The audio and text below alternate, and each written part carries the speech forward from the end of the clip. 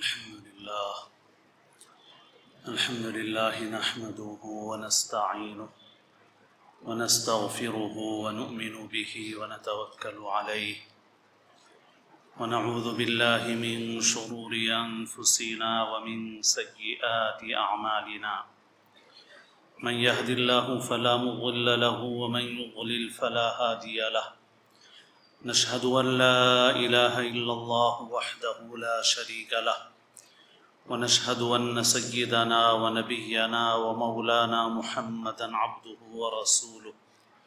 صلى الله تعالى عليه وعلى آله وأصحابه وأتباعه وأزواجه وذرياته وبارك وسلم تسليما كثيرا كثيرا أما بعد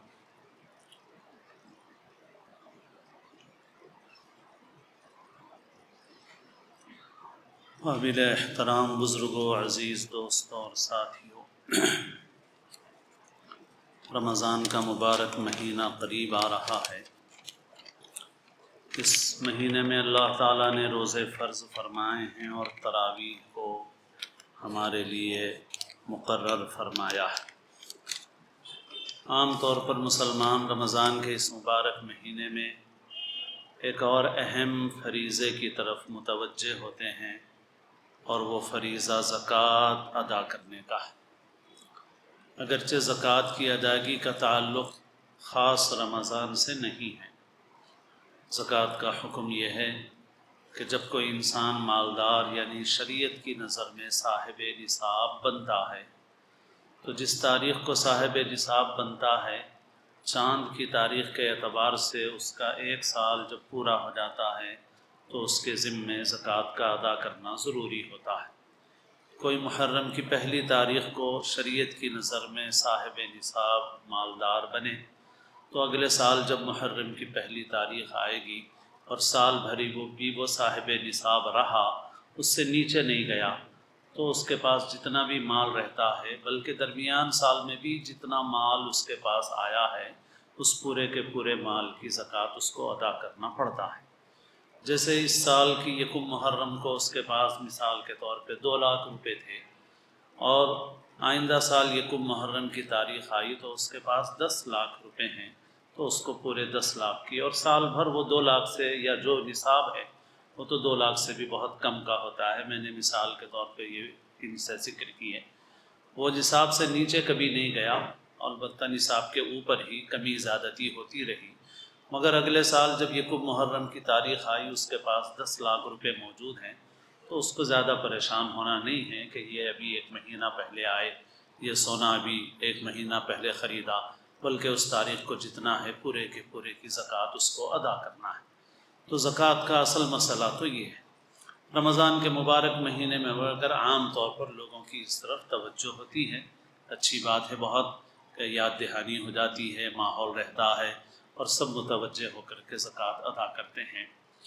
ایک عمل البتہ ہمارے لیے بھی رہنما ہے، ہمارے لیے بھی ایک اچھی مثال ہے، جو سلف صالحین میں سے بہت سوں کا رہا ہے۔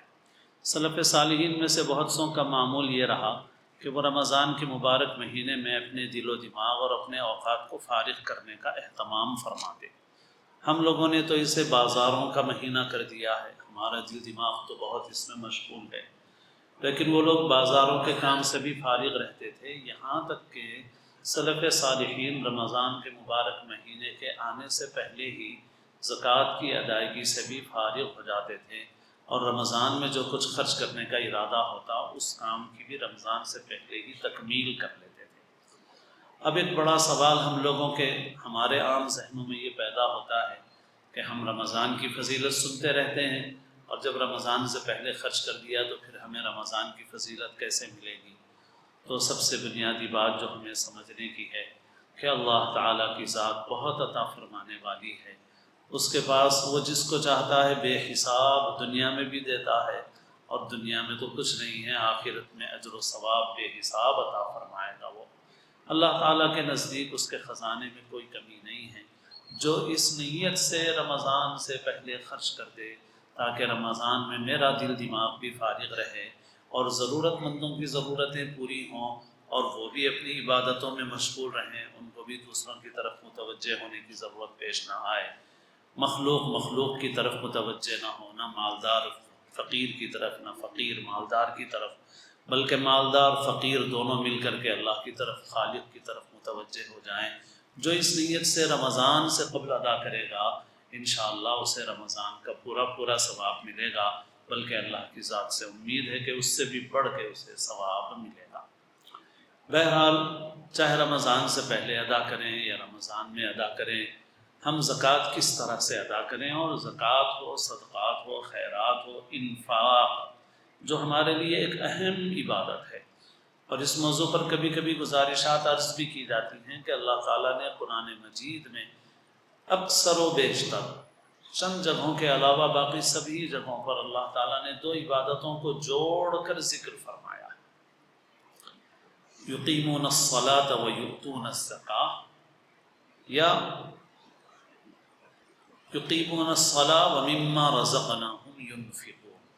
یعنی ایک لفظ ہے انفاق، اس کے معنی خرچ کرنے کے ہیں، اور یؤتون الزکاۃ زکوٰۃ ادا کرتے ہیں، دونوں کا حاصل ایک ہی ہے۔ تو اللہ تعالیٰ نے جگہ جگہ دونوں عبادتوں کو ساتھ ذکر فرمایا ہے، اور اس سے یہ معلوم ہوتا ہے کہ یہ عبادتیں گویا ہم پلہ ہیں۔ جیسے اللہ تعالیٰ کے نزدیک نماز کی اہمیت ہے، ویسے ہی اللہ تعالیٰ کے نزدیک اس انفاق اور زکوٰۃ کے ادا کرنے کی بھی اہمیت ہے۔ تو ہم کو بھی یہ سمجھ کر کرنا ہے کہ ہم عبادت کر رہے ہیں۔ جیسے نماز میں ہمیں نیت کی فکر ہے، نماز میں ہمیں طریقے کی فکر ہے، نماز میں نیت صحیح نہیں تو نماز نہیں ہوگی، نماز کا طریقہ صحیح نہیں ہے تو نماز نہیں ہوگی۔ ایسے ہی یہ انفاق اور ایتاء زکوٰۃ یہ بھی تو ایک عبادت ہے۔ باقی ہم کسی کے رب رازق نہیں ہیں، ہم کسی کے رب نہیں ہیں، ہم کسی کے رازق نہیں ہیں۔ اللہ تعالیٰ نے اگر ہمارا ہاتھ دینے والا بنایا ہے تو اس کا احسان ہے۔ اللہ تعالیٰ کسی کا امتحان لے رہے ہیں اس کو دینے والا بنا کر کے، اور کسی کا امتحان لے رہے ہیں اس کو لینے والا بنا کر کے، دونوں کا امتحان ہو رہا ہے۔ باقی زندگی پوری کی پوری امتحان ہی امتحان ہے۔ کسی کو اللہ تعالیٰ صبر کے پرچے میں آزما رہے ہیں، کسی کو شکر کے پرچے میں آزما رہے ہیں اللہ تعالیٰ۔ تو ہم کو اپنی نیت، اپنا طریقہ دونوں صحیح کرنا ضروری ہے، دونوں۔ اور قرآن مجید میں اللہ تعالیٰ نے بہت تفصیل سے احکام دیے ہیں۔ پارے 3 میں آپ حضرات بھی پڑھ سکتے ہیں،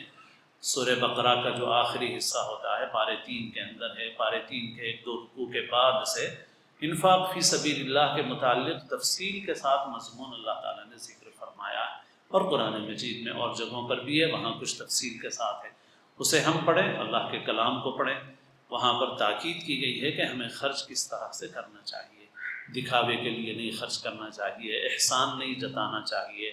یہ سب ہمارے لیے ہدایات دی گئی ہیں۔ تو ہم اس زکوٰۃ کی عبادت کو عبادت سمجھ کر عبادت کے طریقے سے، اچھے طریقے سے ادا کریں، یہ ہماری ذمہ داری ہے۔ اب اس مال کو ہم افراد پر جب خرچ کرتے ہیں تو افراد میں سب سے پہلا نمبر رشتہ داروں کا ہے، ہمیں اس کا خاص خیال رکھنا ہے، کیونکہ ہمارے معاشرے میں اس سلسلے میں بہت کوتاہی ہے، ہم سب میں کوتاہی ہے، بالخصوص اس وقت کی نیا جو طرز زندگی ہے جس میں وسائل مواصلات کے، فون وغیرہ جو سہولتیں فراہم ہو گئی ہیں، تو اس کے بعد سے تعلقات کی نوعیت بھی ایسی ہو گئی ہے کہ ایک دوسرے کی خیر خبر لینے کا وہ ماحول اور مزاج نہیں رہا جو آج سے 50-60 سال پہلے تھا۔ اور اب تو صورتحال یہ ہے کہ پڑوسی کو پڑوسی کی بھی خبر نہیں ہے۔ بہرحال ان ترقیات سے فائدے اور سہولتیں بھی حاصل ہوئی ہیں، مگر انسانی زندگی کے اندر بہت سے نقائص بھی پیدا ہو گئے ہیں، یعنی انسان سے جڑنے سے زیادہ مشینوں سے جڑ گیا ہے انسان۔ پہلے زمانے میں ایسا نہیں تھا، پہلے ایسا تھا کہ ایک دوسرے سے روابط، تعلقات، جس کی وجہ سے حال احوال کی اطلاع، خبر گیری، یہ سب ہوا کرتی تھی، لیکن اب اس میں بہت کمی آ گئی ہے۔ تو اس وجہ سے ہم یہ جان لیں پہلے کہ اگر ہمارے رشتہ داروں میں مستحقین ہیں تو ہمارے مال کا سب سے پہلا مصرف وہی ہے، سب سے پہلا۔ اب رہا فرض زکوٰۃ، تو فرض زکوٰۃ میں احکام ہیں کچھ، میں نے اپنی اولاد کو نہیں دے سکتے، اپنے ماں باپ کو نہیں دے سکتے، دادا دادی، نانا نانی، پوترے نواسے جو ہماری اولادیں ہیں ہم ان کو نہیں دے سکتے، اور جن سے ہم پیدا ہوئے ہیں ان کو ہم نہیں دے سکتے۔ باقی بھائی کو، بہن کو، پھوپھی کو، خالہ کو، چچا کو، ماموں کو، ان کو دے سکتے ہیں۔ بہرحال وہ احکام معلوم کریں۔ مگر نفل صدقے میں نفل صدقے کے اندر یہ پابندی بھی نہیں ہے، نفل صدقے کے اندر جو جتنا آپ کے رشتے میں قریب ہے وہ اتنا آپ کے حسن سلوک کا سب سے زیادہ مستحق ہے۔ اللہ کے رسول صلی اللہ علیہ وسلم سے پوچھا گیا کہ کون میرے حسن سلوک کا سب سے زیادہ مستحق ہے، تو آپ نے 3 مرتبہ فرمایا تمہارے حسن سلوک کی سب سے زیادہ مستحق تمہاری ماں ہے، تمہاری ماں ہے، تمہاری ماں ہے۔ پھر پوچھا گیا تو 4تھی مرتبہ میں آپ نے فرمایا تمہارا باپ ہے۔ اس سے سب سے زیادہ ماں کا رتبہ بتانا مقصود ہے۔ اور پھر اس کے بعد فرمایا کہ ثم ادناک ثم ادناک، پھر جو تم سے زیادہ قریب ہے، پھر جو تم سے زیادہ قریب ہے۔ ایک بات ابھی یاد آئی، ابھی چند روز پہلے ایک جلسے میں حضرت مولانا خالد سیف اللہ رحمانی صاحب دامت برکاتہم بھی تشریف فرما تھے، اور حضرت نے جو خطاب فرمایا اس کی ایک بات ابھی یاد آئی مجھے یہ بات کرتے ہوئے کہ باپ کا انتقال ہو جائے تو ترکہ جب تقسیم ہوتا ہے تو ماں کا بھی حصہ بنتا ہے 1/8، جائیداد ہو، سونا ہو، چاندی ہو۔ تو مولانا مختلف اس قسم کی کوتاہیوں کی طرف توجہ دلا رہے تھے، اور اس میں یہ بھی بتا رہے تھے ہم لوگ اپنی ماں کو بھی اس کے مال پر پورا اختیار نہیں دیتے۔ اچھا ہے نا، کھا رہے ہیں، پی رہے ہیں، رہ رہے ہیں، رکھ رہے ہیں ہم آپ کو بس، حالانکہ صحیح بات یہ ہے کہ ان کو ان کا مال دے دینا چاہیے، جن کی طرف دل مائل ہو ان کے اوپر خرچ کریں، مسجد بنائیں، مدرسہ بنائیں، نواسوں پہ خرچ کریں، پوتروں پہ خرچ کریں، جو چاہے کریں۔ واقعی بہت اہم پہلو ہے، ہمارے معاشرے میں اچھے لوگ اس کا لحاظ نہیں رکھتے، حالانکہ اللہ نے ان کو خوب مال دیا ہوا ہے۔ جب آپ کو اتنا مال ملا ہوا ہے، آپ اگر جائیداد سے آپ استفادہ کر رہے ہیں، آپ اپنی ماں کا جو حصہ چند لاکھ روپے بنتا ہے، 8 لاکھ 10 لاکھ 15 لاکھ جو بنتا ہے، آپ اپنی والدہ کو محبت کے ساتھ، احترام کے ساتھ حوالے کر دیں کہ امی آپ ہمارے ساتھ جو رہ رہی ہے وہ تو ہماری ذمہ داری ہے، ہمارا فریضہ ہے، باقی یہ جو بنتا ہے یہ ہم نے آپ کے حوالے کر دیا، آپ اس کو جہاں چاہیں خرچ کریں۔ تو دنیا سے گزرنے کے بعد تو ایصال ثواب کی بڑی فکر کرتے ہیں، مگر دنیا میں جب رہتے ہیں تو حسن سلوک کا اہتمام نہیں کرتے ان کے ساتھ، ان سے حسن سلوک کا اہتمام نہیں کرتے۔ تو آپ نے کیا فرمایا؟ 3 مرتبہ فرمایا امک امک امک، تمہاری ماں تمہاری ماں تمہاری ماں۔ 4تھی مرتبہ فرمایا پھر تمہارا باپ، پھر اس کے بعد فرمایا ثم ادناک ثم ادناک، پھر جو قریب ہے، پھر جو قریب ہے۔ تو اب جو ہمارے رشتہ دار ہیں، ہمارے معاشرے میں بہت سی جو کمیاں ہیں ان میں سے ایک یہ ہے کہ رشتہ داروں میں لڑائیاں بہت ہیں، اور بعض اوقات ان لڑائیوں کی وجہ سے بھی ہم حسن سلوک نہیں کرتے اپنے رشتہ داروں کے ساتھ۔ دوسروں کے ساتھ تو کرتے ہیں، رشتہ داروں کے ساتھ نہیں کرتے، بلکہ الٹے جذبات رشتہ داروں میں فروغ پا رہے ہیں، وہ ہے ایک دوسرے کو جلانے کے، حسد، تحاسد، ایک دوسرے سے حسد، جلنا، یہ مرض عام ہو رہا ہے نہیں۔ اور اسی طرح سے لوگ جب کوئی پریشانی آتی ہے، مصیبت آتی ہے، صدقے کی فکر کرتے ہیں، ضرور کرنا چاہیے صدقہ۔ اللہ کے رسول صلی اللہ علیہ وسلم کا ارشاد ہے کہ صدقہ جو ہے یہ بلاؤں کو دور کرتا ہے، خدا کے غضب کو بجھاتا ہے، لیکن اس صدقے کے اولین مستحق رشتہ دار ہیں۔ بعض علماء اور بزرگوں کا کہنا یہ ہے کہ عموماً جو بلائیں مصیبتیں آتی ہیں وہ خود اپنے رشتہ داروں کے ساتھ حسن سلوک میں کمی کی وجہ سے آتی ہے، دوسروں کے ساتھ تو کر رہے ہیں آپ۔ بعض لوگ فون کرتے ہیں کہ مولانا عقیقے کا گوشت ہے، کوئی مدرسہ ہے، تو میں پوچھتا ہوں آپ کے رشتہ دار نہیں ہیں، پڑوسی نہیں ہیں آپ کے؟ یعنی لوگوں نے کام چوری کا راستہ ڈھونڈ لیا ہے۔ آپ اگر مدرسوں کے بچوں کی محبت میں کر رہے ہیں تب تو کوئی بات نہیں ہے، لیکن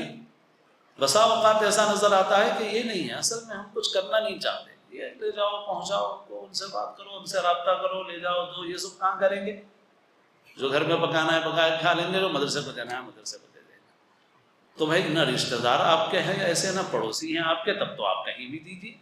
لیکن اگر آپ کے رشتہ دار ہیں اور پڑوسی ہیں تو پہلے آپ کے رشتہ دار اور آپ کے پڑوس میں جو لوگ ہیں وہ آپ کے حسن سلوک کے سب سے زیادہ مستحق ہیں۔ بلکہ علماء نے یہ تک لکھا ہے آیات اور احادیث کی تشریح و تفسیر میں کہ اگر رشتہ دار مستحق ہوں اور آدمی دوسروں پر خرچ کر دے تو اندیشہ ہے کہ آدمی کا صدقہ قبول نہیں ہوگا، اس کی پکڑ ہو جائے گی اللہ تعالیٰ کے پاس۔ تو اس وجہ سے سب سے پہلے مستحق اپنے رشتہ داروں میں معلوم کریں، حتی الامکان ان کی بھرپور ضرورتیں پوری کرنے کی کوشش کریں، اور جو ہمارے ساتھ بدسلوکی کرے، قطع رحمی کرے، دشمنی کرے، تب بھی حتی الامکان ہم اس کے ساتھ حسن سلوک کا معاملہ کریں۔ حضرت ابوبکر صدیق رضی اللہ تعالی عنہ کو ایک رشتہ دار نے صدمہ دیا، حالانکہ اس رشتہ دار کی حضرت ابوبکر بہت مدد کرتے تھے، مگر جب حضرت ابوبکر کی صاحبزادی حضرت عائشہ صدیقہ رضی اللہ تعالی عنہا پر منافقین نے تہمت لگائی تو وہ بھی ان کی ہاں میں ہاں ملانے والوں میں ہو گئے۔ تو حضرت ابوبکر صدیق رضی اللہ عنہ نے قسم کھائی کہ میں آئندہ سے اس کی مدد نہیں کروں گا۔ تو قرآن مجید میں اللہ تعالیٰ نے آیت نازل فرمائی وَلَا يَأْتَلِ أُولُو الْفَضْلِ مِنْكُمْ وَالسَّعَةِ أَنْ يُؤْتُوا أُولِي الْقُرْبَى وَالْمَسَاكِينَ وَالْمُهَاجِرِينَ فِي سَبِيلِ اللَّهِ وَلْيَعْفُوا وَلْيَصْفَحُوا أَلَا تُحِبُّونَ أَنْ يَغْفِرَ اللَّهُ لَكُمْ وَاللَّهُ غَفُورٌ رَحِيمٌ۔ حضرت ابوبکر نے قسم بھی کھا لی تھی کہ اللہ کی قسم مدد نہیں کروں گا اس کی۔ تو آیت نازل ہوئی کہ اللہ نے تم میں سے جن کو مال دیا ہے، جو صاحب وسعت ہیں، صاحب فضل ہیں، اللہ نے مال کی فضیلت بھی دی ہے اور علم و تقوی کی فضیلت بھی دی ہے، تو ان کو ایسی قسم نہیں کھانا چاہیے کہ رشتہ داروں کو نہیں دیں گے، مہاجرین کو نہیں دیں گے، مساکین کو نہیں دیں گے۔ وَلْيَعْفُوا وَلْيَصْفَحُوا، ان کو چاہیے کہ معاف کر دیں اور درگزر کر دیں۔ پھر آگے فرمایا اَلَا تُحِبُّونَ أَن يَغْفِرَ اللَّهُ لَكُمْ، کیا تم یہ نہیں پسند کرتے کہ اللہ تمہیں معاف کر دے؟ اور اللہ تعالیٰ بہت بخشنے والا، رحم فرمانے والا ہے۔ تو حضرت ابوبکر صدیق رضی اللہ عنہ نے اپنی قسم توڑ دی، ان کو مال دیا اور اپنی قسم کا کفارہ ادا کیا۔ تو بہرحال یہ ہے کہ ہم سب سے پہلے اپنے رشتہ داروں پر صرف کریں، پھر اس کے بعد اور بھی مصارف ہیں، اللہ نے جو کچھ توفیق دی، آئندہ پھر مزید باتیں اس سلسلے کی عرض کی جائیں گی۔ اور رمضان کے متعلق جیسے عرض کیا جاتا ہے کہ بھئی خریداری کے کاموں سے بھی پہلے ہی فارغ ہو جانے کی پوری کوشش کریں، ہم اپنے گھروں میں ماحول بنائیں، خاص طور پر اپنی عورتوں کا ذہن بنائیں اور ان کو بتائیں کہ بھائی ابھی سے جو کچھ کرنا ہے کر لو۔ عید کے دن نئے کپڑے پہننا کوئی فرض و واجب نہیں ہے، پہن لو تو جائز ہے، سنت صرف اتنا ہے کہ اپنے پاس موجود کپڑوں میں سے اچھے کپڑے پہن لو۔ اس لیے بڑے لوگوں کے لیے بہت ضروری بھی نہیں ہے، بچوں کے لیے چلو کوئی حرج بھی نہیں ہے، لیکن جو کچھ کرنا ہے جہاں تک ہو سکے رمضان سے پہلے اس سے فارغ ہو جاؤ، تاکہ رمضان کا مبارک مہینہ بالخصوص اس کا آخری عشرہ ہمارا اور ہماری عورتوں کا بازاروں کے اندر نہ گزرے۔ اس کے لیے ابھی سے فکر کریں، اہتمام کریں اور اللہ سے دعا مانگتے رہیں کہ اللہ تعالی ہم سب کو محض اپنے فضل سے، اپنے کرم سے رمضان کا مبارک مہینہ نصیب فرمائے، اور اللہ تعالی مقبول رمضان اپنے کرم سے ہمیں نصیب فرمائیں، اور اپنے نیک بندوں کے طفیل میں جنہوں نے رمضان کی قدر کی اور اس کا حق ادا کیا، اللہ کی توفیق سے اللہ ہمیں بھی رمضان کے مبارک مہینے کی قدر کی توفیق نصیب فرمائے۔ اللہ تعالی ہم سب کو اسلام کی زندگی اور اپنے اپنے وقت پر حسن خاتمہ نصیب فرمائیں۔